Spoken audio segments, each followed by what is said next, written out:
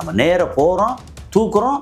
அப்புறம் நம்மளுடைய ஆள் வந்து ரேசா பகலவின்னு சொல்லி ஒரு அடிமை அங்கே இருக்கிறாரு. அவரை தூக்கி அங்கே பொம்மையை உட்கார வைக்கிறோம். அமெரிக்கா வந்து அங்கே அடிவாங்கல. அமெரிக்காவோட தளங்கள் வந்து 27 தளங்கள், ஏகப்பட்ட அடி பின்னிட்டாங்க. இது ட்ரம்ப் வந்து டெய்லி ஒரு அறிக்கை.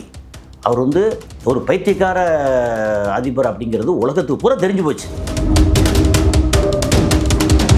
சவுதி அரேபியா அமெரிக்காவை ஒத்துழைக்க மாட்டான். ஒன்றா நீயே காப்பாற்றிக்க முடியல, என்ன எப்படி நீ காப்பாற்றுவ, என்னோட பாதுகாப்பை நாங்கள் பார்த்துக்கிறோம் அப்படின்னு அவர் சொல்கிறாரு. இன்றைக்கி நாங்கள் ஈரானுக்கு கொடுக்க போகிற அடி அவ்வளோ பெருசாக இருக்க போகுது அப்படின்னு சொல்லியிருக்கிறார்.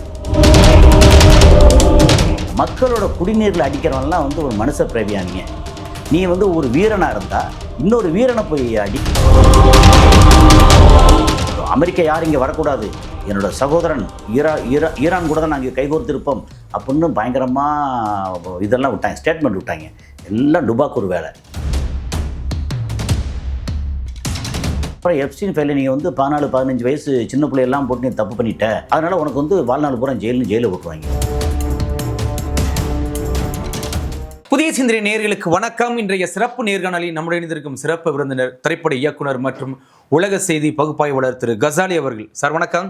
வணக்கம் மிஸ்டர் ஆண்டனி. எப்படி சார் இருக்கீங்க? நலம். இன்னைக்கு வந்து ஈரான் அமெரிக்கா போர் கிட்டத்தட்ட உச்சத்தை தொட்டிருக்கு. குவைத்து அதுக்கப்புறம் பார்த்தீங்கன்னா ஜோர்டான் வரை நீங்கள் அடிச்சு தள்ளிட்டு போயிட்டே இருக்காங்க. என்னதான் சார் நடக்கும்? என்ன இன்னைக்கு வந்து ரொம்ப சீரியஸான விஷயம். நம்ம வந்து என்ன பேசி கொஞ்ச நாள் ஆகி போச்சு. ஆமாம், ஒரு பரபரப்பாக இருக்கும்போது பேசணும், இடையில அமைதியாக இருக்கும்போது நம்மளும் அமைதியாக இருந்தோம். ஆமாம், திரும்ப வந்து ஒரு மாதிரி எஸ்கலேட் ஆயிடுச்சு. அப்போ நம்ம வந்து ஒரு வழியில் வந்து பேசி தான் ஆகணும். என்ன அப்படின்னா, இன்னைக்கு கரண்ட்டில் ஒரு பெரிய அளவுக்கு எஸ்கலேட் ஆகிருக்கு. எப்படின்னா, அமெரிக்கா சார்பாக அங்கே வந்து குவைத்திலேருந்து அடிக்கிறாங்க, இல்லை அமெரிக்கா பேஸ்லேருந்து இங்கேருந்து அடிக்கிறாங்க அப்படின்னு இல்லாமல் அமெரிக்காவும் ஈரானும் நேரடியாக வந்து மோதிருக்காங்க. டைரெக்டாக எங்கே? கடலுக்குள்ளே யோசிப்போம். கடலுக்குள்ளே இவங்க ஹர்மோஸுக்கு பக்கத்தில் வந்து ஹர்மோஸ்லேருந்து கொஞ்சம் வெளியே வந்து இது கல்ஃப் ஆஃப் ஓமானில் இவங்களோட படை நிற்குது. கல்ஃப் ஆஃப் ஓமானில் கிட்டத்தட்ட ஒரு 80-90 கிலோமீட்டர் தாண்டி அமெரிக்காவோட போர் கப்பல்கள் படைகளாக நிற்குது. அவங்க 2 பேர் வந்து தே எக்ஸ்சேஞ்ச் ஃபயர் ஷூட் பண்ணியிருக்காங்க, மாறி ஷூட் பண்ணியிருக்காங்க. இது நேரடி மோதல்ங்கிறது வந்து இப்போ வந்து நடக்குது. இதுக்கு முன்னாடி வந்து இதில் வந்து ஃபைட்டர் ஜெட்டில் வந்து போடுவாங்க, இவங்க திரும்ப இவங்களோட இடத்த அடிப்பாங்க அப்படின்னு இருந்துச்சு இல்லையா? அதுவும் நடந்திருக்கு. ஸோ இதோட மூலம் அது எங்கே அப்படின்னு பார்த்தாச்சுன்னா, அமெரிக்கா ஏற்கனவே நிறையா பேசியிருக்கோம். இதில் வந்து நம்ம மக்களுக்கு எல்லாம் தெரியும், இதோட ஸ்டோரி பூரா தெரியும். தெரிஞ்சு இப்போ 100 நாளை தாண்டி இப்போ 103-104 நாள் அந்த மாதிரி ஆயிடுச்சு. இது வரைக்கும் அமெரிக்கா நினைச்சதை சாதிக்க முடியல. ஆமாம், அதில் எங்கெங்கே இல்லை அதனால தான் டைரெக்டாக அடிக்கிறாங்களா எப்படி சார்? சிக்கல் வந்து அமெரிக்காவில் ரொம்ப பெருசாயிருச்சு. அந்த சிக்கலை மட்டும் வந்து ஒரு சின்னதாக வந்து ஒரு முன்னோட்டம் மாதிரி சொல்லியாச்சுன்னா புரிதல் கொஞ்சம் ஈஸியாக இருக்கும். கண்டிப்பாக. என்ன இப்போது அமெரிக்காவோட பிரச்சனை வந்து ஈரானில் இருக்கக்கூடிய எண்ணெய், அதுக்கப்புறம் லித்தியம் சொல்லி ஒரு மினரல் இருக்குது. லித்தியம் மற்ற இடத்துல இருக்கலாம். உலகத்தில் நம்பர் 1 லித்தியம் வந்து சைனா, நம்பர் 2 வந்து ஈரான். யோசிச்சு பாருங்க, இந்த 2 சேர்ந்துச்சுன்னா மொத்தத்துக்கு லித்தியம் வந்து பேட்டரி டைப்லலாம் தேவைப்படும்ல. ஸோ லித்தியம் கையில் கிடச்சிருச்சு அப்படின்னா அமெரிக்கா வந்து இனி சைனாவை டிபெண்ட் பண்ண வேண்டியதில்லை நமக்கு. ஏன்னா பேட்டரி காரு, பேட்டரி ஐட்டங்கள் நிறைய தேவைப்படுது. ஸோ இது ப்ளஸ் வந்து சைனா வந்து மெஜாரிட்டியாக ஈரானோட ஆயில் டிபெண்ட் பண்ணியிருக்கு, குரூட் ஆயிலை. ஸோ குரூட் ஆயில் வந்து நம்ம இறுக்கி பிடிச்சிக்குவோம். சைனா வந்து நம்ம டிபெண்ட் பண்ணிட்டு லித்தியம் நம்ம கையில் இருக்குது. அப்போ இவங்களை போட்டு பெருந்தலையை போட்டு சாச்சாச்சுன்னா நம்ம கையில் வந்துருச்சு. எப்படி வந்து சதாம் ஹுசேன் அடித்தோம், அப்புறம் கடாஃபி லிபியாவில் அடித்தோம், அப்புறம் மதுரை வந்து கொசு மாதிரி டக்குன்னு தூக்கிட்டு போயிட்டோம் அப்படின்னு சொல்லி எல்லாம் நினச்சி இங்கே அடித்தாங்கல்ல. அடித்து நினச்சதில்ல அவங்க என்னென்ன நினச்சி பிளான் பண்ணாங்கல்ல, இங்கே போகிறோம் அப்படி தூக்குறோம் அப்படின்னு சொல்லி இந்த மாதிரி படிக்காத படத்தில் ஒரு விவேக் சொன்ன மாதிரி தான். நம்ம நேராக போகிறோம், தூக்குறோம், அப்புறம் நம்மளுடைய ஆள் வந்து ரேசா பகலவின்னு சொல்லி ஒரு அடிமை அங்கே இருக்கிறாரு, அவரை தூக்கி அங்கே பொம்மையை உட்கார வைக்கிறோம், நம்ம என்னென்ன வேணுமோ அதை பூரா அங்கே செய்கிறோம், இந்த உலகம் வந்து இனிமேல் நம்ம கையில் கட்டுப்பாட்டில் வந்துடும் பிளான் பண்ணாங்க, போனாங்க, அடித்தாங்க. அதெல்லாம் கரெக்டு. இங்கே அடிக்க பெருந்தலையில் அடிக்கும்போது என்னத்துக்கிட்ட நீங்கள் வந்து ஸ்கூல் பிள்ளையில் அடித்த ஆமாம் மினாப்னு ஒரு ஏரில் அப்படின்னு அந்த பெரிய அளவுக்கு அவங்க மேலே அகென்ஸ்டாக மாறிடுச்சு. இங்கே மட்டும் இல்லை, அமெரிக்காவுக்குள்ளேயே நீ எதுக்கு ஸ்கூல் பிள்ளையில் டொமஹாக் இதை வச்சு அடித்த, நாங்கள் அடிக்கல முதல்ல சொன்னாங்க. ஆனால் அந்த டொமஹாக் வந்து அடித்து கிடக்கு. அப்போ இதெல்லாம் போட்டு வீடியோ ஃபோட்டோலாம் போட்டு இந்த டொமஹாக் யாரோடது, உலகத்தில் டொமஹாக் இருக்கிறது வந்து அமெரிக்காவில் மட்டும்தான் இருக்குது. அப்போ எப்படி அடிச்சு அந்த மாதிரி எல்லாம் வந்துருச்சா? ஸோ இது ஒன்று. அதுக்கப்புறம் எங்கிட்ட வந்து பயங்கரமான கப்பற்படை இருக்குது, தாட்புட்னு வந்தாங்க. அதை பூரா அடித்து விரட்டிட்டாங்க. இந்த கப்பற்படை எடுத்திங்கன்னா அது லிஸ்ட்டு பெரிய லிஸ்ட்டு சொல்லலாம். சரி, கப்பற்படை இல்லை, உலகத்திலேயே எந்த விதமான ரேடார் அது இது எதாலையும் சிக்காத எங்கிட்ட வந்து ஃபைட்டர் ஜெட் இருக்குது. அப்படி F-15, F-16, F-18, F-22, F-35 அப்படின்னு ஒன்றுக்கு ஒரு பேர். இது ரேப்டரு, இது இந்த மாதிரி ஒன்றுக்கு ஒரு பேர் இருக்குது. அப்படி எல்லாம் வந்தால் அது ஸ்டெல்த்து, எந்த ரேடார்லையும் சிக்காது. அடித்தா அதோட இது பார்த்திங்கன்னா நம்ம வந்து ஏர் ஷோவில் காமிச்சிருப்பாங்கல்ல, ஆமாம், பார்த்தோன்னா சாதாரணதே நமக்கு அவ்வளோ ஆச்சரியமாக இருக்கும். F-35 ரொம்ப பயங்கரமாக அப்படி அப்படி அப்படி இருந்தது. அதை வந்து போட்டு தாக்கிட்டாங்க. F-35 தாக்கிட்டாங்களா? ஆமாம், F-15 3 இது விழுந்துச்சு எங்கள் இதில் குவைத்தில், சுள்ளு சுற்றி விழுந்துச்சு. F-15 விழுதா அப்படின்னு F-16, F-18, F-22, F-35 என்ன எல்லாத்தையும் அடிக்கிறாங்க. நீ எல்லாத்தையும் என்ன அடிக்கிறேன்? அது ஏதோ ஒரு சொல்லுவாங்கல்ல, இங்கே வந்து போனால் எதை இப்போ அனுப்பிச்சாலும் அடிக்கிறாங்க. ஸோ வான்வெளியில் அடிக்கிறதும் பெரிய அளவுக்கு இவங்களுக்கெல்லாம் முடியலை. அடிக்கிறாங்க. ஆனால் 100% எங்கள் வந்து 100% இன்டிஸ்பென்சிபிள்னு சொல்லுவாங்க இல்லையா, எங்களை வந்து நீங்கள் தொடவே முடியாது அப்படின்னு அதை தாக்கிட்டாங்க. இந்த பக்கம் இஸ்ரேல் பார்த்திங்கன்னா ஒரு 5 வகையான அடுக்கில் வந்து வான் பாதுகாப்பு வச்சுருக்காங்க. Iron Dome, David Sling, Arrow 3, இது வந்து பேட்ரியாட்டு, அதுக்கப்புறம் தாடு அப்படின்னு 5 வகையான வச்சுருக்காங்க. 5 வகையான தாண்டி ஒரு சின்ன பீஸு கூட கீழே விழாது. எங்கள் வந்து ஃபுல்லாக சேஃபாக சுற்றியே என்னென்ன இருக்கோ அத்தனை இடத்துலையும் அப்படி சேஃபாக வச்சுருக்கோம். அதே அளவுக்கு முன்னாடி வந்து சேஃபாக வந்து இன்டர்செப்ட் பண்ணாங்க, இடையிலே மறித்து தாக்குனாங்க. ஆனால் இப்போ என்ன பண்ணிட்டாங்க, இவங்க வந்து PhD படிச்சிருக்காங்க. யார்? ஈரான்.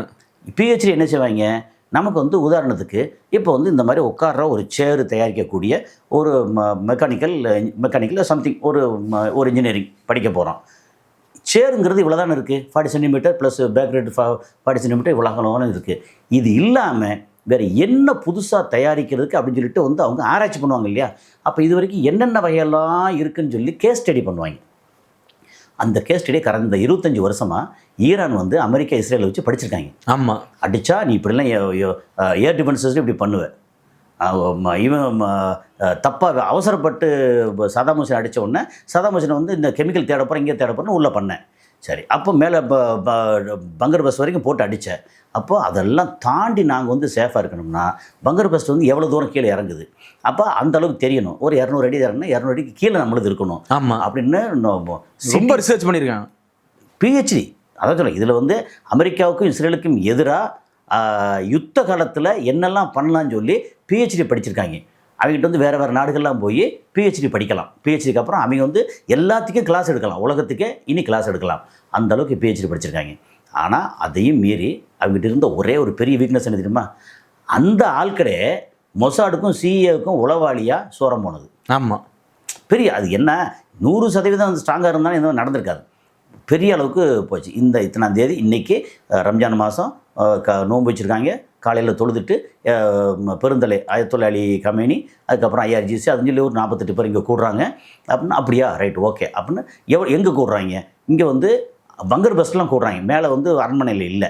ஓகே, பங்கர் பஸ் என்ன டெப்த்தில் இருக்கும், ஒரு 100 அடி இருக்கும். ரைட், ஓகே, அப்போ பங்கர் பஸ்ஸையும் போட்டு தாக்கிடுவோம் அப்படின்னு கரெக்டாக பிளான் பண்ணி அடித்தாங்க. 48 பேர் அவுட்டு. அப்புறம் அவரோட குடும்பம் இருக்கு இல்லையா, குடும்பத்தில் 20 பேர் அவுட்டு. அப்புறம் இப்போ இருக்க முஸ்தபா கமேனி, ஒய்ஃப் அவுட்டு, இது அவுட்டு, அப்பா போச்சு, பிள்ளை போச்சு அப்படின்னு எல்லாம் போயாச்சு. போயிட்டு அன்றைக்கி நிராதரவாக இருந்தாங்க. அப்போ அந்த இது அடித்தாங்கல்ல, சக்ஸஸ் அப்படின்னாச்சு. அடுத்து திருப்பினாங்களே அவங்க, அங்கே ஆரம்பித்த வேணேன் என்னடா அது இப்படி திரும்பி அடிக்கிறாங்க, ஓட விட்றாங்களே, அப்போது வான்வெளியும் அவுட்டு. அப்புறம் இவங்களை வந்து இஸ்ரேலில் வந்து பயங்கரமாக அடித்தாங்கல்ல, இஸ்ரேலை திருப்பி தாக்கும்போது அவங்க வந்து இன்டர்செப்ட் பண்ணுறாங்கல்ல, வான்வெளியிலே தாக்குறாங்கல்ல, அதை என்ன பண்ணுறது, என்ன கணக்கு பண்ணுறாங்க, தாக்குறாங்க. எத்தனை வச்சுருக்காங்க, ஒரு 200 ஐட்டம் வச்சுருக்காங்களா, ஒரு ஐட்டத்தில் வந்து 16, 20 அப்படின்னு மிசைல் வச்சுருக்காங்க. இது மிசைல் வந்து 20 மிசைல் வந்து அங்கே அப்படியே கிளம்பி போயிடுச்சு வச்சுங்களேன். போச்சு அது எம்டியாக இருக்கும். எம்டியை ஃபில்லப் பண்ணணும். ஃபில்லப் பண்ணுறதுக்கு ஒரு 3 மணி நேரம் ஆகும். ஆமாம், ஓகே, அப்போ என்ன பண்ணலாம், ஒரு 200 × 20 அப்படின்னா 4000 வச்சுருக்காங்க. 4000 ஒரே டைம்லாம் வராது. அப்போ இதை வந்து ட்ரோனை முதல்ல அனுப்பு. அப்புறம் பழைய மிசைல் வந்து சும்மா வச்சுருப்பாங்கல்ல, பழசு யூஸ் பண்ணாமல் அதை பூரா அனுப்பிட்டு அனுப்பும்போது பூரா டம்மு அடிக்க வான வேடிக்கை, எங்களை தொட்டவே முடியாது அப்படின்னா முடிச்சா. அதுக்கப்புறம் இங்கே ஃபில்லப் பண்ணணும்ல, அப்போ வந்து அடிக்கிறாங்க டமார்னு. என்னடான்னு கேட்டால் வந்து ஃபத்தே 2, ஃபத்தே 3, குரம் ஷாகர், அப்படின்னு பெருசாக வருது. அதுக்கப்புறம் வந்து இன்னொன்று பார்த்தீங்கன்னா செஜில் மிசைல், அது பார்த்தா மெனுவரபிள். இவன் வந்து தேடி வந்தானா அவன் வந்து மாறி போகிறான், அவன் மாறி போனால் இவன் மாறி போகிறான் அப்படின்னு சொல்லிட்டு டான்சிங் மிசைல்னு சொன்னாங்க. இப்படி எல்லா விதமானது அடிச்சான்னா இஸ்ரேலை வந்து அந்த லட்சத்தில் பண்ணிட்டாங்க, எந்திரிக்க முடியாத அளவுக்கு. அதே மாதிரி இவனும் நிறைய அடி வாங்கியிருக்காங்க. அமெரிக்காவும் ஈரானும் அமெரிக்கா வந்து அங்கே அடி வாங்கல. அமெரிக்காவோட தளங்கள் வந்து 27 தளங்கள், ஏகப்பட்ட அடி பின்னிட்டாங்க. இதெல்லாம் முடிஞ்சு. அப்போ என்னாச்சு, இதெல்லாம் முடிஞ்சா இதெல்லாம் பழைய கதை. இந்த பழைய கதை எதுக்கு வருதுன்னா, இப்போ என்னாச்சு இதெல்லாம் மடைச்சா. அப்புறம் கப்பலை வந்து யுஎஸ்எஸ் ஆப்ரஹாம் லிங்கன் வந்து லேசாக அடி வாங்கிட்டு பின்னாடி 1000 கிலோமீட்டர் பின்னாடி போயிட்டான். அதுக்கப்புறம் ஜெரால்டு ஆர் ஃபோர்டு அது தீ பிடிச்சிருச்சு. கேட்டால் அயன் பண்ணுற இடத்துல தீ பிடிச்சிச்சுன்னு சொல்லிட்டாங்க. ஆனால் பின்னாடி வந்து காமிக்கிறாங்க, பார்த்தா பயங்கரமான அடி வந்து மிசைல் அட்டாக் மாதிரி தெரிஞ்சது.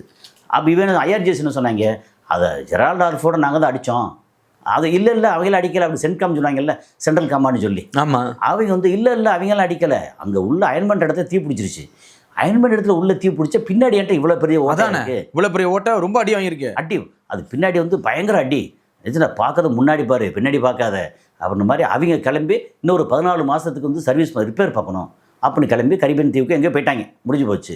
அப்புறம் வேறு கப்பல்லாம் கொண்டு வந்து நிறுத்தி என்னென்னோ பண்ணி பார்க்குற, ஒன்றும் நடக்கலை. இதெல்லாம் நடந்துச்சா என்னென்னா, இடையில என்ன சொன்னாங்க, ஒரு 450 கிலோ வந்து என்ரிச்டு யுரேனியம் வச்சுருக்கு, 60% என்ரிச் பண்ணுது, அதை வந்து கையில் கொடுத்துரு அப்படின்னா கொடுக்க முடியாது. நீ என்ன கொடுக்குறது, நாங்கள் போய் அதை கொள்ளையடிச்சிட்றோம், நீ என்ன செய்வே அப்படின்ட்டு திடீர்னு வந்து கதையை கட்டுறாங்க. அங்கே வந்து மலையில் வந்து 2 பேர் போனதில் ஒருத்தன் வந்து சிக்கிக்கிட்டான், அமெரிக்கன். ஒரு அமெரிக்கன் சோல்ஜர் சிக்கினாலும் அவங்களுக்காக நாங்கள் வந்து எவ்வளவோ செலவு பற்றி கவலைப்படாமல் உள்ளே இறங்குவோம் அப்படின்னு உள்ளே போனாங்க. அப்படி போன இடத்துல என்ன ஆகி போச்சு, இஸ்ஃபஹான்ற இடம் பக்கத்தில். ஏன்னா நமக்கு இஸ்ஃபஹான், ஃபர்டோ, நட்டான்ஸ் இந்த 3 நம்ம மக்களுக்கு எல்லாருக்கும் தெரியும். ஆமாம், பந்தர் அப்பாஸ் தெரியும், கார்க் ஐலண்டு தெரியும், அப்புறம் சிரிக்கு இது ஹர்மோஸ், இதெல்லாம் தெரியும் எல்லாருக்கும், சொல்ல வேண்டியதில்லை. இஸ்ஃபஹான் பக்கத்தில் பழைய கைவிடப்பட்ட ஒரு ரன்வே, இது ஏர்போர்ட் மாதிரி, ஏர்பேஸ் மாதிரி அங்கே இருக்குது. என்ன பண்ணாங்கன்னா, பெரிய இது கார்கோ விமானம் இருக்குல்ல, 2 கார்கோ விமானம், 2 ஃபைட்டர் ஜெட்டு, 2 ஹெலிகாப்டரு, இன்னும் 2 ஐட்டங்கள், இன்னும் வேறு விமானம் சொல்லி 10 ஐட்டம் மொத்தம். அது வர்றாங்க, ஆட்கள் நிறைய வர்றாங்க, மலமலமல்னு இறங்கி உள்ளே ஃபர்டோ இது இஸ்ஃபஹானில் உள்ளே இறங்குறாங்க, தண்டப்படம் அடிக்கிறாங்க. அடித்து எல்லாத்தையும் அந்த 450 கிலோ தூக்கிட்டு அப்படியே அந்த கார்கோ விமானத்தை கிளம்பி போகிறது அப்படி திட்டம். கேட்டால் ஆளை வந்து மீட்க வர்றோம் அப்படின்னு வந்தாங்க. வந்து எல்லாம் பக்கா பிளான், எல்லாம் ஓகே தான்.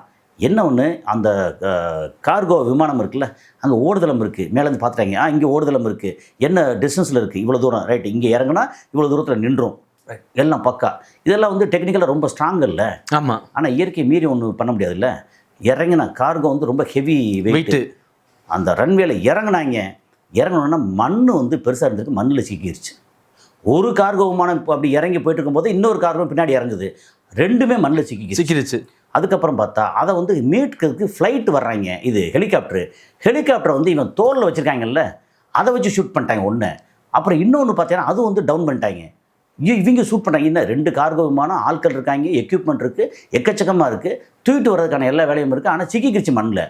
அதை வந்து திருப்பி கிளப்பணும் அப்படின்னா அதை பூரா க்ளீன் பண்ணி ரன்வே வந்து ஸ்ட்ராங்காக மேடு பள்ளம் இல்லாமல் உடையாமல் இருக்கான்னு பார்க்கணும். அந்த மாதிரி பார்க்குறதுக்கு நேரம் கிடையாது, ரெடி பண்ண முடியாது, டைம் ஆச்சு. அவங்க வந்து ஐஆர்ஜிசி கவனத்துக்கு இப்போ தான் போகுது. அதுக்குள்ளே வர வழி இல்லாமல் ஒரு ஹெலிகாப்டரை தோலில் வச்சு அங்கேருந்து ஒருத்தன் ஷூட் பண்ணியாச்சு, இன்னொரு ஹெலிகாப்டர், 2 இது, அது 2 ஃபைட்டர் ஜெட்டு, அப்படின்னு எல்லாத்தையும் ஆளோட சேர்த்து இவங்களும் ஃபுல்லாக பொசிக்கிட்டாங்க. ஐயோ, ஆமாம், 30,000 கோடி ரூபா லாஸு. ஆமாம், அது பெரிய செய்தி. அப்போது என்ன பார்த்தாலும் இது கொள்ளையடிக்க போனோம், எடுக்க முடியல. ஹர்மோஸுக்கு வந்தால் ஆயில் டேங்கர் பூரா அடிச்சிட்டாங்க. நாங்கள் வந்து பேச்சுவார்த்தை சொல்கிறோம், பேச்சுவார்த்தைக்கு இப்படின்னு அவங்க சொல்கிற கண்டிஷன் வேற மாதிரி இருக்குது, ஒன்றும் இல்லை. இப்போ என்ன ஆகி போச்சு, ட்ரம்ப் வந்து டெய்லி ஒரு அறிக்கை, அவர் வந்து ஒரு பைத்தியக்கார அதிபர் அப்படிங்கிறது உலகத்துக்கு பூரா தெரிஞ்சு போச்சு. இதில் சொன்ன மாதிரி தான், உனக்கும் தெரிஞ்சிருச்சா அப்படி, இதில் நம்ம சினிமாவில் சொல்கிற மாதிரி, காஞ்சனால சொன்ன மாதிரி தெரிஞ்சிருச்சா, அது ஊருக்கே தெரிஞ்சே அப்படின்ற மாதிரி. இப்போ என்ன ஆச்சுன்னா, நாங்கள் வந்து ஈரானை வந்து பூரா அடிச்சிட்டோம், கடற்படையை பூரா சுக்குநூறு ஆகிக்கிட்டோம், அந்த தரைப்படை ஒன்றுமே இல்லை, ஈரானோட மொத்த ஆயுதத்தை பூரா அழிச்சிட்டோம். அப்படியே உள்ளே போய் பயப்படுற, வந்து அடிக்கிறான்ல திருப்பி அப்படின்ற மாதிரி, அந்த மாதிரி ஆச்சு. இல்லை இதில் இடையில வர அந்த 10 கோடி பேரல் நாங்கள் எடுத்துட்டோம், கிட்டத்தட்ட 200 கப்பலை வச்சு நாங்கள் எல்லாத்தையும் சைலண்டாக எடுத்து கொண்டு வந்துட்டோம் அப்படிலாம் ஒரு பில்டப் பண்ணுறாரு சார். அல்ல, அதில் வந்து உண்மை இருக்கத்தான் செய்யுது. அதில் என்னென்னா கனவுல எடுத்துருப்பாரு. அதாவது ஒரு விஷயம் அங்கே எல்லாம் போனது வந்து சைனாவோட கப்பல், ஆயில் டேங்கர் எல்லாம் ரெகுலராக போச்சு. இவர் சொன்ன இது இருக்கு இல்லையா, அது எப்போ போச்சுன்னா ஒரு 8 கப்பல், எண்ணெய் கப்பல் பாகிஸ்தானோட ஃப்ளாகை போட்டு பாகிஸ்தானுக்கு போகிறேன்னு சொல்லிட்டு அங்கே ஹர்மோஸ் வழியே போய் அமெரிக்காவுக்கு போயிடுச்சு. அவர் என்ன பண்ணிட்டாரு, வி அப்ரிஷியேட் ஈரான், அப்புறம் வந்து we thank Pakistan, we use our their flag. Pakistan ஃப்ளாகை போட்டு அமெரிக்கா கொண்டு போகிற அளவுக்கு இவ்வளோ சீப்பாக நடந்துக்கிட்டாங்க. அதானே. அடுத்து என்ன பண்ணாங்க, பாகிஸ்தான் வந்து அடுத்து ஒரு பாகிஸ்தான் கொடியை வச்சுட்டு ஒரு ஆயில் டேங்கர் வந்து அப்படியே ஆடிக்கிட்டே போச்சு. ஷூட் பண்ணி அடிச்சு சொல்லி முடிச்சிட்டாங்க. ஏண்டா நீ வந்து இங்கே உன் கொடியை வச்சுக்கிட்டு அமெரிக்காவுக்கு அனுப்பிச்சிக்கிட்டு இருக்க, அப்படி அமெரிக்காவுக்கு சப்ளை பண்ணிட்டு இருக்க. அப்போ அவங்க கொண்டு போனது 8 ஆயில் டேங்கர். நீ சொல்ல வந்து அந்த 100, 200 கணக்கில் இல்லை. ஏன்னா எப்படின்னா நாம் வந்து எப்படின்னா டெய்லி அப்டேட் பண்ணிகிட்டு இருக்கோம். நம்ம ஒரு 100 நாளைக்கு முன்னாடியிலேருந்தே போன டிசம்பர் 25 எப்போ கலவரம் வந்துச்சோ, அவங்க உண்டாக்குன கலவரம், அந்த கலவரத்தை ஈரானுக்குள்ள கலவரம் வந்துச்சு இல்லை, அந்த கலவரத்துலேருந்து எல்லாத்தையும் டெய்லி அப்டேட் பண்ணிகிட்டு இருக்கோம். ஸோ 100 கப்பல்லாம் அங்கே போகலை. ஹர்மோஸ் என்னைக்கு க்ளோஸ் பண்ணால் அதுலேருந்து எல்லாம் ஜோலி முடிச்சு. இப்போது அவங்களுக்கு வேறு ப்ரெஷர், இவங்க அடங்க மாட்டுறாங்க. அமெரிக்காவில் எவ்வளோ செலவு அப்படின்னா, அஃபீஷியல் அவங்க சொன்ன செலவு வந்து 10 லட்சம் கோடி நம்ம ரூபாய்க்கு. ஆனால் அன்அஃபீஷியல் வந்து 300 லட்சம் கோடி. அப்பா, ஏன்னா 300 லட்சம் கோடிங்கிறது டைரக்ட் செலவு வந்து 100 லட்சம் கோடி பக்கம். இன்டைரக்ட் ஒன்று இருக்குல்ல, இப்போ யுவானில் எல்லாம் வந்து இது போய்கிட்டு இருக்கு. அதுக்கப்புறம் ஹர்மோஸில் வந்து எல்லாம் டோல் கட்டிட்டு போங்க, நாங்கள் மெயின்டெனன்ஸ் பக்கம்னு சொல்கிறாங்களா, அதுக்கு 300 கப்பல் எல்லா கம்பெனியும் வந்து இவன்ட்ட வந்து அக்ரிமெண்ட் சைன் பண்ணிட்டு போயிருக்காங்க. ஒரு 1.5 மில்லியன் to 2 மில்லியன், அதாவது என்ன கணக்கு, ஒரு 15 கோடி 20 கோடி ஒரு கப்பலுக்கு அப்படின்னு அடிச்சு போகிறாங்க. 1 மில்லியன்னா எவ்வளோ வருது, $10 லட்சம். ஆமாம், 10 லட்சம் இன்ட்டு ஒரு 100 ரூபா வச்சுக்கோங்க. அப்போ வந்து 1 கோடி 10 கோடி 15 கோடி, 15 கோடி to 20 கோடி அப்படின்னு ஒரு கப்பலுக்கு. அப்படி ஓகேன்னு 300 கம்பெனி வந்து அவன்கிட்ட வந்து பண்ணி அக்ரிமெண்ட் போட்டான். அப்போ இவங்களால் அமெரிக்கா வந்து இது முடிஞ்சது போக டீடாலரைசேஷன், சவுதி அரேபியா அமெரிக்காவை ஒத்துழைக்க மாட்டான். ஒன்றா நீயே காப்பாற்றிக்க முடியல, என்ன எப்படி நீ காப்பாற்றுவ, என்னோட பாதுகாப்பை நாங்கள் பார்த்துக்கிறோம் அப்படின்னு. அதுக்கப்புறம் ஹர்மோஸ்னால் சும்மா உட்காந்த கையை கட்டி சும்மா உட்காந்தவனுக்கு லக்கி ப்ரைஸ் அடிக்கும்ல, ஆமாம், அப்படி அடித்தது ஓமானுக்கு. ஏன்னா அந்த ஹர்மோஸ் வந்து ஒரு பக்கம் ஈரான், இன்னொரு பக்கம் ஓமான். எவ்வளோ கலெக்ட் பண்ணுறமோ அதில் 1% உனக்கு தந்துடுறேன், ஏன்னா அது நியாயமாக பண்ணுறேன். ஆமாம், சொன்ன உடனே இவனுக்கு வந்து சும்மா இருந்தவனுக்கு வந்து எப்பாப்பா இந்தா உன் காசுப்பா அப்படின்னு சொல்லி கொடுத்த மாதிரி கூரை பிச்சு கொட்டுன்னு சொல்லுவாங்கல்ல, அந்த மாதிரி கொட்டினா என்ன செய்வான், ஈரானுக்கு எதிராக பேசுவான். அதானே. இல்லை, அப்போ என்ன சொன்னா, போன ஒரு வாரத்துக்கு முன்னாடி 10 நாளைக்கு முன்னாடி, நீ அவனுக்கு சப்போர்ட் பண்ண ஓமான் மேலே நான் வந்து குண்டு வீசுவேன் அப்படின்னப்பல, நீ பேசிக்க அப்படின்னு அந்த மாதிரி ஒரு இது நினச்சா எல்லாம் சரி. இப்போ வந்து அக்ரிமெண்ட் போடணும், அக்ரிமெண்ட் போடுறதுக்கு வழி இல்லை. சீஸ்ஃபயர் முடியுது, எல்லாம் ஏப்ரலில் போட்ட சீஸ்ஃபயர் எல்லாம் முடிஞ்சதுக்கப்புறம் என்ன பண்ணுறது, வேறு வழியே இல்லை. அவன் இஸ்ரேலுக்காரன் பார்த்தா அங்கே அடிக்கிறான், லெபனானில் சீஸ்ஃபயர் வந்தேவன் அடிக்கக்கூடாது அப்படின்னு கொண்டு வந்தான். வேறு வழி இல்லாமல் இப்போது ஒரு வாரத்துக்கு முன்னாடி நெதன்யாவை கூப்பிட்டு, ஒழுங்காக வந்து நிறுத்தியா, முதல்ல அடிச்சுக்கிட்டே இருக்க அப்படின்னு சொல்லி ரொம்ப பிரச்சனை பண்ணி கெட்ட வார்த்தையில் பேசி எஃப்எல்லாம் போட்டு கெட்ட வார்த்தை பேசி, உன்னால் வந்து உலகத்தில் வந்து எல்லோரும் வந்து உன்னையும் வெறுக்கிறாங்க, இஸ்ரேலையும் வெறுக்கிறாங்க, நான் இல்லைன்னு நேரம் ஜெயிலில் இருப்பேன், நீ ஒழுங்கு மரியாதை வந்து பொத்திக்கிட்டு போ, சும்மா இரு அப்படி சொல்லி பிரச்சனை பண்ணி இஸ்ரேல் வந்து என்ன பண்ணிட்டாங்க, நாங்கள் வந்து லெபனான் அடிக்க மாட்டோம் அப்படின்னு எழுதி கொடுத்தாங்க. ஏன்னா இவங்க வந்து எங்களுடைய சீஸ்ஃபயர் ஒப்பந்தத்தில் லெபனான் இன்க்ளூடட் அப்படின்னாங்க. அப்போ லெபனான் வந்து அடிக்கலை அப்படின்னா ஒரு மாதிரி கொஞ்சம் அப்படி இருந்துச்சு. இப்போ ஈரான் சொல்லிட்டாங்க, இதில் வந்து காசாவும் இன்க்ளூடட். இப்போ இஸ்ரேல் வந்து காசாவை கை வச்சா நாங்கள் அடிப்போம். இதைத்தான் வந்து 4-5 நாளைக்கு முன்னாடி லெபனானில் திருப்பி ஒரு வாட்டி அடித்த உடனே இஸ்ரேல் மேலே டைரெக்டாக அட்டாக் வந்துருச்சு. அட்டாக் விட்டாங்க. ஃபஸ்ட்டு டைமாக வரலாற்றில் முதல் முறையாக வரலாற்றை வந்து திருத்தி எழுதப்பட்டது. லெபனான் அடித்த ஈரான் வந்து நேரடி அடிக்குது, லெபனான் எங்கள் சம்மந்தப்பட்ட இடம் அப்படி சொல்லி அடித்தாங்களோ அது பிரச்சனை வந்துருச்சு. இப்போ அடங்க மாட்டாங்க அப்படின்னு அமெரிக்கா வந்து பயங்கரமாக பிரச்சனை ஆயிடுச்சு. என்ன பண்ணுறது, அப்போ ஈரான் அடிக்கணும், சும்மா போய் அடிக்க முடியாது. அதானே, சும்மா போய் அடிக்கிறதுக்கு என்ன பண்ணிட்டாங்கன்னா, ஏற்கனவே அங்கே வந்து செனட் இருக்குல்ல, செனட் காங்கிரஸ் சபை வந்து என்ன பண்ணால், நீங்கள் லோயர் ஹவுஸ் இருக்கு இல்லையா, அது வந்து ஹவுஸ் ஆஃப் ரெப்ரசன்டேட்டிவ்ஸ்னு ஒரு 435 பேர், அதில் வந்து 208 பேர் வந்து இப்போ ட்ரம்புக்கு ஆதரவாகவும் 211 12 பேரை வந்து எதிராகவும் சொல்லிட்டாங்க. என்னென்னா ட்ரம்ப்போட கட்சியில் இருக்காங்கல்ல, ஆமா அதில் 4 பேர் ட்ரம்ப்புக்கு எதிராக வாக்களிச்சிட்டாங்க. அப்போது ட்ரம்ப்புக்கு எதிரானது ஜெயிச்சிருச்சு. அப்போ இனிமேல் இஷ்டத்துக்கு நீ வந்து அடிக்க முடியாது அப்படின்னு சொல்லுச்சுல்ல. ஆனால் அதேமாரி அதிபருக்கு ஒரு பவர் இருக்குது. ஆனால் அந்த பவர் வந்து நியாயமாக இருக்கணும். இல்லைன்னா அடுத்து வந்து முடிச்சோன்னா அதிபரையும் தூக்கி உள்ளே போட்டுருவாங்க. ஆமாம். அப்போ என்னன்னா அடிக்கணும், ஆனால் இங்கே தடை இருக்குது. இவங்களை சமாளிக்க முடியல. என்ன பண்ணுறது? சரி, ஓகே, ஒரு அப்பாச்சி ஹெலிகாப்டர் அப்படியே சுற்றல் விட்றோம் எங்கே பந்தர் அப்பாஸ் பக்கத்தில். பந்தர் அப்பாஸ்னு எடுத்தோம்னா அங்கே ஈரானுக்கு மிக மிக முக்கியமான ஒரு போர்ட்டு, சீ போர்ட்டு. ஓகே, நமக்கு வந்து நம்ம சீ போர்ட்லாம் ரொம்ப பெருசு இல்லை, ரொம்ப சிறுசு வச்சுங்களேன். நம்ம சென்னையில் இருக்கக்கூடிய துறைமுகமாக இருக்கட்டும், தூத்துக்குடியாக இருக்கட்டும், அல்லது விசாகப்பட்டினமாக இருக்கட்டும், அல்லது குஜராத்தில் இருக்கக்கூடிய துறைமுகம் எல்லாமே சிறுசு. ஆனால் இதோட ரொம்ப பெருசு சார். அதை விட பெருசு துபாயில் ஜபல் அலி. ஓ, அதுக்கு நேரம் அப்படி இந்த பக்கம் ஜபல் அலி, துபாயில் ஜபல் அலி. பெர்ஷியன் கல்ஃபில் அந்த சைடில் வந்து ஈரான் அப்படின்னா இந்த சைடில் வந்து ஜபல் அலி இருக்குது. அது பக்கத்தில் இப்போ ராஷிது போர்ட்டு. அப்புறம் இன்னும் கொஞ்சம் மேலே அப்படி போயாச்சுன்னா காலிது போர்ட்டுன்னு சொல்லி இவங்களோட அபுதாபியோடது. அப்படி அந்த மாதிரி போர்ட்டு தானே அவங்களுக்கு, அவங்களுக்கு முக்கியவே வியாபாரம் தானே, வருமானமே அதானே. ஆமாம். ஸோ அங்கே வந்து பந்தர் அப்பாஸ் வந்து ஒரு பெரிய போர்ட்டு. அது போக மிகப்பெரிய ஏர்போர்ட் இருக்குது, இன்டர்நேஷ்னல் ஏர்போர்ட்டு. அப்புறம் நிறைய மக்கள் நெருங்கி வாழக்கூடிய ஒரு கமர்ஷியலான பொருளாதாரத்துக்கு முக்கியமான ஒரு சிட்டி.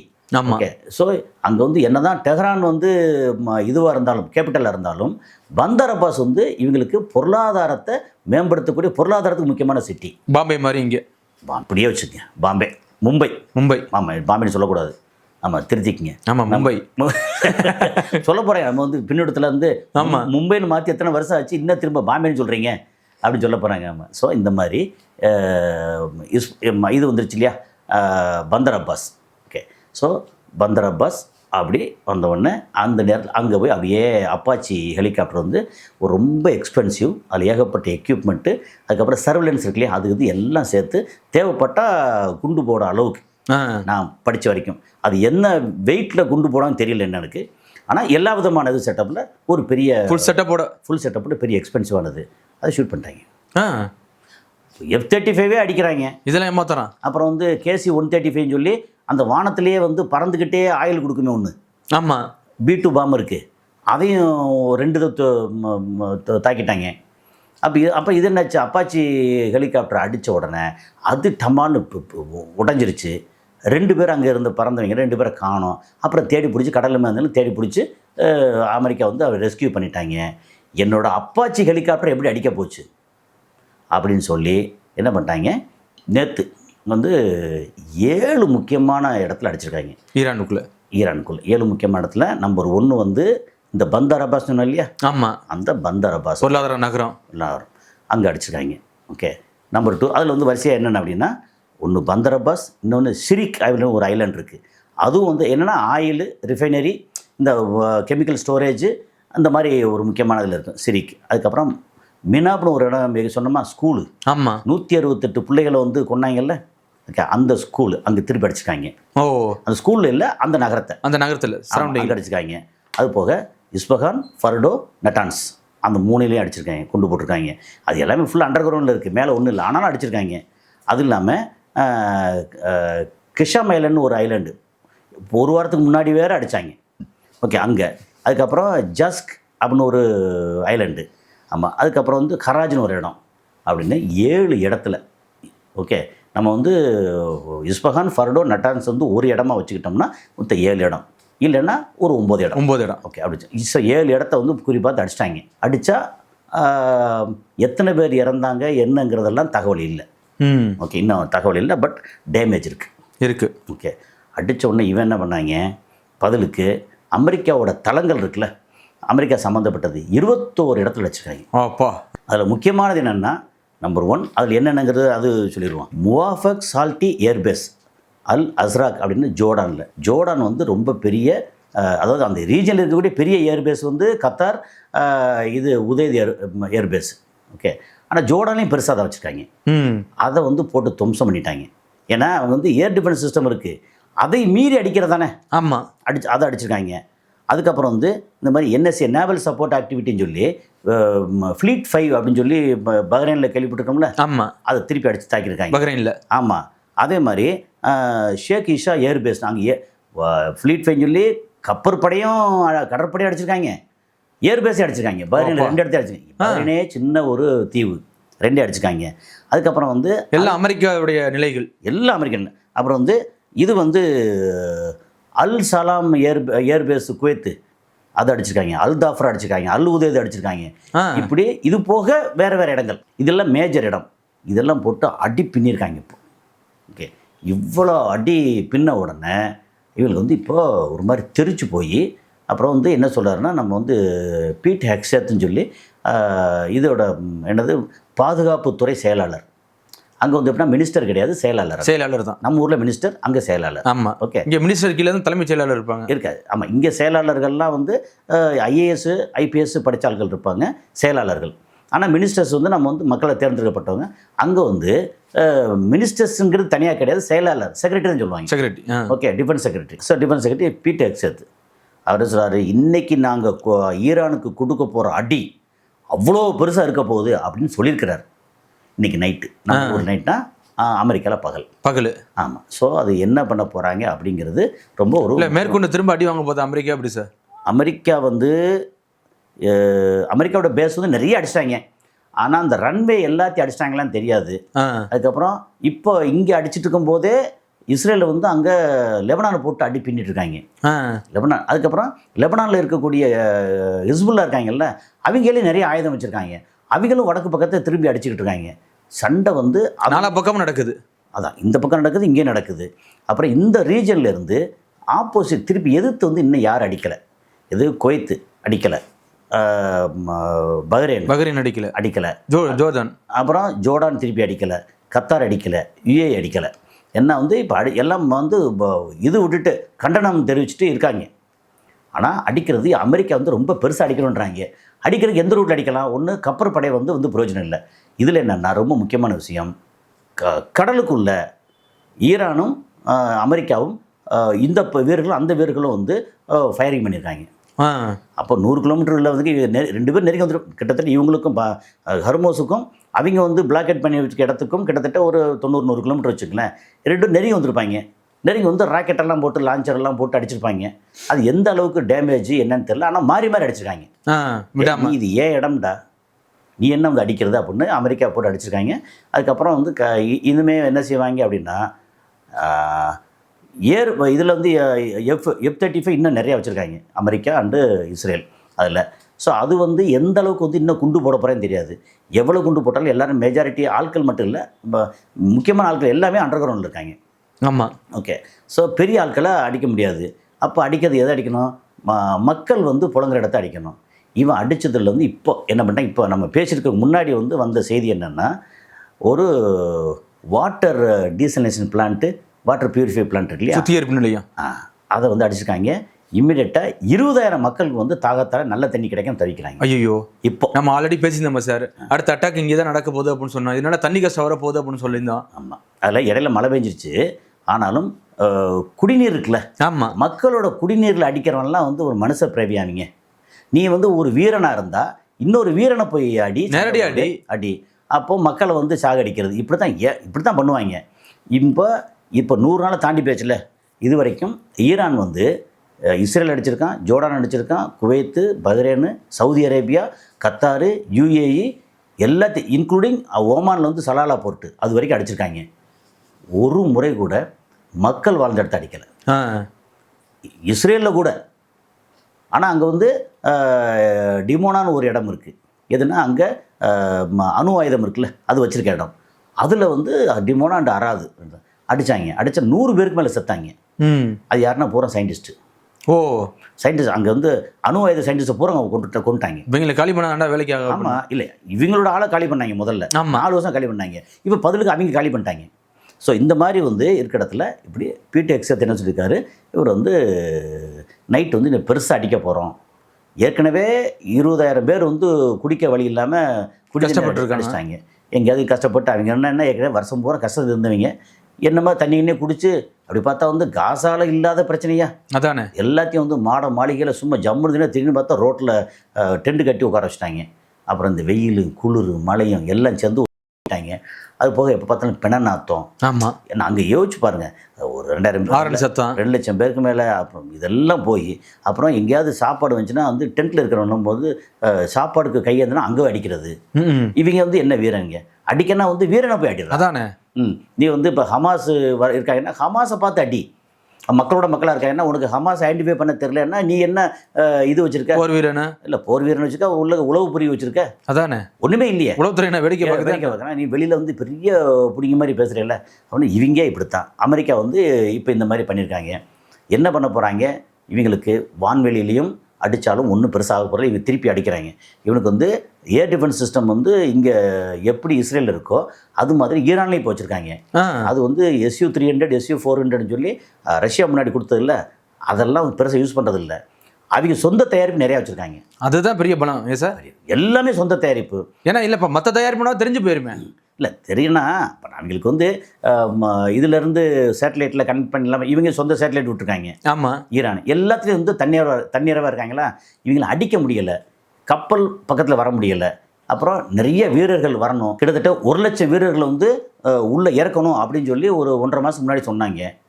அப்படி சொல்லும்போது அமெரிக்காவில் இருக்கக்கூடிய அந்த தரைப்படை தலைவர் இருக்கார்ல, அவர் வந்து எங்கள் வீரர்கள்லாம் உள்ளே போனாங்கன்னா காஃபினில் தான் திரும்பி வருவாங்க. ஆமாம், சவப்பேட்டில் திரும்பி வருவாங்க. அதனால் வந்து அப்படிலாம் அனுப்ப முடியாது அப்படின்னு சொன்னோன்னே, என்ன இப்படி சொல்கிறீங்க? ஒழுங்கு மரியாதையை வந்து இல்லை ஒன்று டிஸ்மிஸ் பண்ணுவேன். நீ என்ன டிஸ்மிஸ் பண்ண? நான் ரிசைன் பண்ணிட்டு போகிறேன் அப்படின்னு கிட்டத்தட்ட டிஸ்மிஸ். ஏன்னா தரைப்படை உள்ளே அனுப்ப பண்ணிட்டாங்க. ஆமாம், கப்பல் இப்போ அடி வாங்குது, ஃப்ளைட்டு அதெல்லாம் பொருள் சார், அதெல்லாம் சேதாரம். ஆனால் உயிர் பண்ணுச்சுன்னா அவங்க இதை பற்றி கவலைப்படலையே. அவனுக்கு தேவை பீட் எக்ஸத்தாக இருக்கட்டும் அல்லது நெத்தன்யாகுவாக இருக்கட்டும், எவன் செத்தாலும் பரவாயில்ல, நாங்கள் இருக்கணும் அப்படின்னு. அது வந்து காலம் வந்து இப்போ கொஞ்சம் மாறிடுச்சு. ஒரே ஒரு விஷயந்தான், இன்றைக்கி செல்ஃப் சஃபிஷியண்ட்டாக வேறு ஆளை வந்து டோட்டலாக டிபெண்ட் பண்ணாமல், அதாவது அவங்களுக்கு தேவைப்படுற கருவிகளுக்கோ கெமிக்கலுக்கோ சைனாவை டிபெண்ட் பண்ணுறான், சில கருவிகளுக்கு ரஷ்யாவை டிபெண்ட் பண்ணுறான், சில ஐடியாக்களுக்கு வந்து நார்த் கொரியாவை டிபெண்ட் பண்ணுறாங்க. இதெல்லாம் ஓகே தான். அதை தாண்டி எல்லா விதத்துலேயும் தான் வந்து மேனுஃபேக்சரிங்காக இருக்கட்டும், அப்புறம் போர் வீரர்களாக இருக்கட்டும், கப்பற்படையாக இருக்கட்டும், எல்லாத்துலேயும் வந்து இப்போ என்னென்னா முன்னை விட இவன்கிட்ட ஃபைட்டர் ஜெட் ரொம்ப கம்மியாக இருந்துச்சு. இப்போ ஃபைட்டர் ஜெட்டும் நிறையா வச்சுருக்காங்க. இப்போது ஈரான் இப்போ சமீபத்தில் அந்த போர் நிறுத்தம் பண்ண இடத்துல எல்லாத்தையும் கொண்டு வந்து ஃபில்லப் பண்ணிட்டான். எல்லாம் ஃபில்லப் பண்ணி எங்கே காஸ்பியன் கடல் வழியே இவனோடது வந்துச்சு. இப்போ ஹர்மோஸை க்ளோஸ் பண்ணிட்டான்னா அங்கேருந்து வரும்போது அமெரிக்கா பார்ப்பாங்கல்ல, இப்போ காஸ்பியன் கடல் வழியே ரஷ்யாவிலேருந்து வந்துருச்சு. எல்லாம் ஃபில்லப் பண்ணி வச்சுருக்கான். இவனை ஒன்றும் செய்ய முடியாது. அன்லஸ் அதர்வைஸ் இவன் வந்து அணுகுண்டு போட்டால் ஒழிய, அணுகுண்டு போட்டால் நிலைமை தலைகீழ மாறிடும், வேறு மாறிடும். ஆனால் போட்டால் என்ன நடக்கும் அப்படிங்கிறது மட்டும்தான் இருக்குது. இப்போ சீரியஸான இஷ்யூவாக போய்கிட்டு இருக்குது. போர் வந்து ரொம்ப பெருசாகிடுச்சு. இதை தாண்டி ஈரான் வந்து இங்கே ஆட்கள் இருக்கிற இடத்துல, எப்படி துபாயிலேயோ அபுதாபிலேயோ குவைத்திலேயோ பஹ்ரைன்லேயோ கத்தார்லேயோ சவுதி அரேபியாலேயோ எங்கே வேணாலும், இப்போ இதில் இவன் அடித்ததில் முக்கியமான இன்னொரு இடம் வந்து ஈராக். ஓகே, ஈராக்கில் வந்து அங்கே ஒரு பேஸ் வச்சுருக்காங்க, அதை போட்டு சாத்திருக்காங்க. நம்ம இதெல்லாம் பேசணும், ஈராக்கை பற்றி பேசவே இல்லை. ஏன்னா ஈராக் வந்து அவனோட முக்கியமான தளம். அதில் ஒரு 2 ஏர்பேஸ் வந்து யாருக்கும் தெரியாமல் இஸ்ரேல் ஆப்ரேட் பண்ணிட்டு இருக்கான் அப்போ ஈராக்ல இருந்து. அதுதான் இடையில வந்து ட்ரோன் அனுப்பிச்சி விட்டு சவுதியில் வந்து ஒரு 6 ட்ரோன் போச்சு. அதுக்கப்புறம் UAEயில் அபுதாபியில் வந்து அங்கே அணு மின் நிலையம் இருக்குது. அதில் வந்து காம்பவுண்டில் 2 ட்ரோன் அடித்து குண்டு போட்டு எல்லாம் பண்ணது. ஓகே, அப்போ இப்படி எங்கேருந்து வந்துச்சு பார்த்தா ஈராக்லேருந்து வந்துச்சு. ஈராக்லேருந்து யார் அனுப்பிச்சாருன்னா நெதன்யாகு அனுப்பிச்சது. அப்போ கேட்டால் வந்து ஷாகிதுன்னு இப்போ ஸ்டிக்கர் ஓட்டிட்டாங்கன்னா அதானே ஷாகிது ட்ரோன் எங்கே வந்துச்சு? ஈரான் வரல, இது ஈராக்லேருந்து வந்துச்சு. அவனுக்கு தெரியுமில்ல. ஆமாம், முன்ன மாதிரி இல்லை, வந்துச்சு. யார் அனுப்பிச்சா? எந்த பேஸு? அந்த பேஸை வந்து ஒரு பேஸை கண்டுபிடிச்சாங்க. எப்படி ஆடு மேய்க்க போகிறவன் பார்த்தா என்ன மேலே வந்து என்னமோ ஹெலிகாப்டரில் வந்துகிட்டு இருக்கே அப்படின்னு அவன் தகவல் சொல்ல, அப்புறம் வந்து பார்த்தா ஒரு பேஸ் ஏர் பேஸ் ஒர்க் ஆகிட்டு இருக்கு. யார் கண்ட்ரோல் இருக்குன்னு பார்த்தா இஸ்ரேல் கண்ட்ரோல் இருக்குது. அப்போ இன்னொரு பேஸும் இஸ்ரேல்காரன் வெளியே தெரியாமல் கண்ட்ரோல் இருக்குன்னு சொல்லிட்டு இருக்காங்க. அப்போ அந்த அதிபர் வந்து திருட்டுத்தனம் பண்ணிட்டாங்க. அமெரிக்கா யார் இங்கே வரக்கூடாது, என்னோட சகோதரன் ஈரான் கூட தான் நாங்கள் கைகோர்த்து இருப்போம் அப்படின்னு பயங்கரமாக இதெல்லாம் விட்டாங்க, ஸ்டேட்மெண்ட் விட்டாங்க. எல்லாம் டுபாக்கூர் வேலை எல்லாம் பண்ண. அப்போ அங்கேயும் அடிச்சிட்டாங்க. இப்போது அடித்து இப்போதைக்கு வந்து அப்படியே பொங்கி அப்படி நிற்கிது. அடுத்த கட்டம் என்ன ஆக போகுதுன்னு தெரியலை. எந்த கண்ட்ரி குறி வைக்க போகிறான்னு தெரியல. அது என்னென்னா, ஆள் இருக்கிற இடத்துல துபாயில் வந்து நெருக்கமாக ஆள் இருக்கிற இடத்துல அடிச்சான்னு வச்சுக்கங்களேன், அதில் மெஜாரிட்டி வந்து நம்ம ஊருக்காரங்க இருக்காங்க, தமிழர்கள் தான் இருக்காங்க. தமிழ் கேரளா, நம்மளோட கேரளா அதிகம், எல்லாம் இருக்காங்க. இந்தியன் வச்சுக்கோமே மொத்தத்துக்கு. அப்படி பிரிச்செல்லாம் சொல்ல வேண்டாம், இந்தியன் அதில் ரொம்ப குறிப்பாக சவுத் இந்தியன் நிறையா இருக்காங்க. ஆமாம். ஓகே, ஆள் இருக்கிற இடத்துல வந்து ஈரான் வந்து மிசைலோ அல்லது ட்ரோனோ அனுப்புகிறான்னு வச்சுக்கங்களேன், அதை அனுப்பாமல் இவன் என்ன பண்ணுவான்னா, இஸ்ரேல்காரன் அவன் அனுப்பிச்சு ஆளை கொண்டு போட்டு ஈரான் தான் அனுப்பிச்சான்னு சொல்லி சாதிப்பான், அவன் மேலே பழிய போகிறது. அப்போ ஈரான் மேலே திரும்ப பெருசாக போட்டு அடிக்கிறதுக்கு இதெல்லாம் கொண்டு வருவாங்க. அப்போ பலிகடை ஆகுறது நம்மளுக்குள்ள ஆவாங்க. கண்டிப்பாக இந்த மாதிரி ஒரு பெரிய அளவுக்கு சீரியஸான ஒரு இஷ்யூஸ் நடந்துக்கிட்டு இருக்கு. என்ன ஆக போகுதுன்னு தெரில. என்ன ஆனாலும் மனித குலத்துக்கு கேடு. அவன் ட்ரம்ப்பு, நெதன்யாகு, அது அமெரிக்காவோட சிஸ்டம் இருக்குல்ல, அந்த சிஸ்டம் கேடுகட்ட ஒரு இஸ்ரேலோட சிஸ்டம் மனித குலத்துக்கு கேடு. அங்கே பார்த்தீங்கன்னா லெபனானில் அங்கே இஸ்ரேலில் இருக்கிற யூத வீரன் இருக்கான்ல, வந்து இயேசுநாதரோட சிலையை வந்து உடைச்சி தலையை தனியாக்கி அது மேலே காலை தூக்கி வச்சு தம்மடிச்சு இது ஊதி, என்னையா அது, நீ வந்து இயேசுநாதர் எதுவாக யாராவது இருக்கட்டுமே, இயேசுநாதருங்கிறது ஒரு புனித பிம்பம் இல்லையா? கண்டிப்பாக. அதை எடுத்து வீடியோ எடுத்து வெளியே போடுறாங்க. அப்படி போட்டாப்போ மொத்தத்துக்கு என்னாச்சு, இது வரைக்கும் கொஞ்சமாவது யூதர்கள் எப்படி பார்த்தாலும் ஒரு கடவுளின் பிரதிநிதிகள் அப்படி இப்படின்னு சொல்லிட்டு கிறிஸ்தவர்கள் வந்து கொஞ்சமாக சப்போர்ட் பண்ணியிருந்தாங்கல்ல, அந்த கிறிஸ்தவர் சப்போர்ட்டும் போயிடுச்சு, இப்போ போயிடுச்சு. ஆமாம், குறைஞ்சிருச்சு. அப்போ நீ யார், நீ அப்போ யாரையுமே மதிக்க மாட்டேன். இது அமெரிக்கா மக்களுக்கு பெரிய இதாக இருக்குல்ல, எதிர்ப்பு வந்துருக்கும்ல. இல்லை, அமெரிக்கா மக்கள் பயங்கர எதிர்ப்பு. ஆமாம், இவ எப்படிலாம் பண்ணிட்டு அவனுக்கு எப்படி சப்போர்ட் பண்ணணும். ஆனால் அமெரிக்காவில் மேல் மட்டத்தில் யூத கம்பெனிகள் யூதர்கள் உட்காந்து இதெல்லாம் ஆட்டி படைக்கிறாங்க. அதுக்கு வந்து கூடிய சீக்கிரம் வந்து கூடிய சீக்கிரம் மேபி சில வருடங்கள் ஒரு முடிவுக்கு வந்துடும் அப்படிங்கிறதான் இப்போதைக்கு உள்ள சிச்சுவேஷன். கண்டிப்பாக சார். இதில் வந்து இப்போ நம்ம ட்ரம்ப்பை வந்து பின்வாங்க வாய்ப்பு இருக்கா இல்லையா சார்? இல்லை வழக்கம் போல் வாங்கிட்டு தான் இருப்பாரா? தான் வாங்க. பின் வாங்கிட்டாங்கன்னா அங்கே வந்து ஜெயிலில் போட்டுருவாங்க. அது இம்பீச்மெண்ட்னு கொண்டு வந்து அவர் நவம்பரில் வந்து அங்கே உள்ளாட்சி ஒரு எலெக்ஷன் வரும். ஆமாம், ஓகே, அதில் வந்து தோக்கடிச்சு இம்பீச் பண்ணிடுவாங்க. இம்பீச் பண்ணிட்டாங்கன்னா வந்து காலி பண்ணிடுவாங்க பதவியை விலகி. அதுக்கப்புறம் எப்ஸ்டீன் ஃபைலில் நீங்கள் வந்து 14-15 வயசு சின்ன பிள்ளையெல்லாம் போட்டு நீ தப்பு பண்ணிட்ட, எல்லாத்தையும் நேரம் தவறாக நடந்துக்கிட்ட, அதனால் உனக்கு வந்து வாழ்நாள் பூரா ஜெயிலில் போட்டுருவாங்க. 80 வயசு இப்போ ஆயிடுச்சு. ஆமாம், 80 வயசுக்கு அப்புறம் வந்து இனி எத்தனை வருஷம் இருந்தாலும் ஜெயிலில் தான் இருக்கணும். இதோட கொடுமை வேறு இருக்க போகுது. அதானே, டெய்லி பார்த்தா காலையில் இருந்துச்சு, இங்கே பார்த்து அப்புறம் வந்து ஃபாக்ஸ் நியூஸ். ஓகே, நீங்கள் வந்து இன்ஃப்ளேஷனை பற்றி இவ்வளோ இன்ஃப்ளேஷன் ஆகிருக்கே நம்ம நாட்டில். Inflation no, I love inflation. ஒரு பொருளாதாரம் வந்து பணவீக்கம் ஆகிக்கிட்டு இருக்கு, விலைவாசி கூடிக்கிட்டு இருக்கு அப்படின்னா பணவீக்கம் நல்லதான். ஐ லவ் பணவீக்கம் அப்படின்னு அதை விட்டுட்டு ப்ரொமோஷன் வீடியோ போட்டிருக்காரு ஒரு பக்கம். அப்போ அந்த ஆள் என்ன சொல்கிறது, கிறுக்கு. அதாவது நான் எப்போ சொல்கிறேன்னா, 2 அதிபர்கள், ட்ரம்ப்புங்கிறவன் வந்து கிறுக்கு அதிபர், நெதன்யாகு வந்து கிரிமினல் அதிபர். ரெண்டும் மூர்க்கனும் முரடனும் தான். கண்டிப்பாக. ஸோ அந்த மாதிரி அதனால் ட்ரம்ப் வந்து பின்வாங்க மாட்டாங்க. ஆனால் இவங்களும் இறங்க மாட்டாங்க. இவங்களும் ஈரான் பின்வாங்க வாய்ப்பே இல்லை. என்னென்னா இதுக்கு இடையில வந்து இங்கே சுற்றி இருக்கக்கூடிய அரபு நாடுகள் இருக்குல்ல, தவிச்சுக்கிட்டு இருக்காங்க. என்ன நடக்குமோ, ஆமாம், எப்போ நம்ம பண்ண முடியலை, ஈரானையும் பகிச்சிக்க முடியல, என்ன பண்ணுறது. இது வரைக்கும் ஜாலியாக இருந்துட்டாங்க. ஏன்னா மன்னராட்சி. இப்போ வந்து ஈரான் கை ஓங்கிச்சு அப்படின்னா மன்னராட்சி வந்து அடுத்து கொஞ்சம் கொஞ்சமாக களையப்படும் அப்படிங்கிறது தான் எங்களுக்கு பயம். அதனால் என்ன நடக்கும்போது பார்ப்போம். கண்டிப்பாக சார், பொறுத்திருந்து பார்க்கலாம் என்ன நடக்குதுன்னு. மிக்க நன்றி சார். நன்றி.